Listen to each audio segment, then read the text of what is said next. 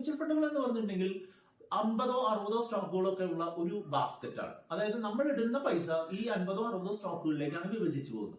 ഇങ്ങനെ ഒരു 10 മ്യൂച്വൽ ഫണ്ടുകളുടെ ഉള്ള ആളാണെന്നുണ്ടെങ്കിൽ നമ്മൾ അറിയാതെ തന്നെ നമ്മൾ 500-600 സ്റ്റോക്കുകളുടെ ഭാഗമായിട്ട് മാറുകയാണ്. അപ്പൊ നമ്മളുടെ ഈ 600 സ്റ്റോക്കുകളിൽ ഇൻവെസ്റ്റ് ചെയ്യുക എന്നുള്ളത് അത്ര ഒരു സെൻസിബിൾ ആയിട്ടുള്ള കാര്യമല്ല എന്നുള്ളത് കൊണ്ട് തന്നെ നിങ്ങളുടെ നമ്പർ ഓഫ് മ്യൂച്വൽ ഫണ്ടുകൾ, നിങ്ങൾ ഇൻവെസ്റ്റ് ചെയ്യുന്ന മ്യൂച്വൽ ഫണ്ടുകളുടെ എണ്ണം കുറച്ച് കൊണ്ടുവരുന്നതിനായിട്ട് തീർച്ചയായിട്ടും ശ്രമിക്കണം. 73-74 മ്യൂച്വൽ ഫണ്ടുകളുള്ള പോർട്ട്ഫോളിയോ റിവ്യൂ ചെയ്തിട്ടുള്ള ഒരാളാണ് ഞാൻ. അപ്പോ ഈ 74 മ്യൂച്വൽ ഫണ്ടുകളുടെ ലിസ്റ്റ് എടുക്കാൻ തന്നെ 2-3 പേജ് ഉണ്ടാവും.